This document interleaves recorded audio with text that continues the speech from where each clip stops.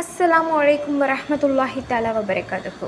आयतुल कुर्सी। अऊदु बिल्लाहि मिनश शैत्वानिर रजीम। बिस्मिल्लाहिर रहमानिर रहीम।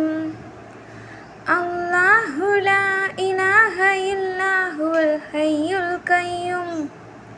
ला तख़ुदुहु सिनतु वला नौम। लहु मा फिस्समावाति व मा फिल अर्द। मन दल्लज़ी यशफ़अु इंदहु इल्ला बिइज़्निह। यअलमु मा बैन अयदीहिम व मा खल्फ़हुम। वला युहीतून बिशैइन मिन इल्मिही इल्ला बिमा शाअ।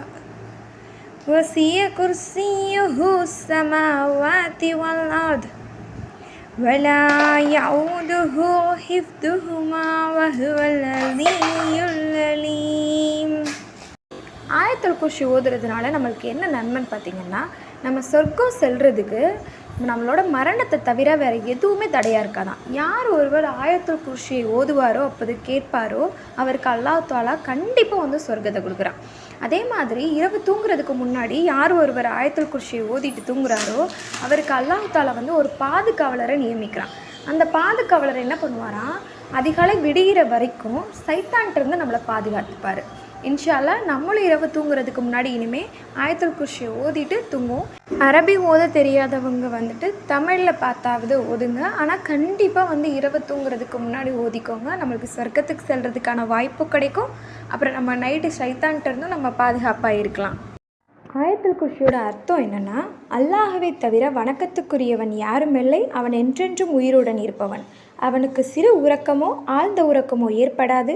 வானங்களில் உள்ளவையையும் பூமியில் உள்ளவையும் அவனுக்கே உரியன. அவன் அனுமதித்தால் தவிர அவனிடம் யார்தான் பரிந்து பேச முடியும்? அவர்களுக்கு முன்னேயும் பின்னேயும் உள்ளதை அவன் அறிகிறான். அவன் அறிந்திருப்பவற்றில் எதையும் அவர்களால் அறிய முடியாது. அவன் நாடியதை தவிர அவனது இருக்கை வானங்களையும் பூமியையும் உள்ளடக்கும். அவ்விரண்டையும் காப்பது அவனுக்கு சிரமமானதன்று. அவன் உயர்ந்தவன், மகத்துவம் மிக்கவன். அஸ்ஸலாமு அலைக்கும்.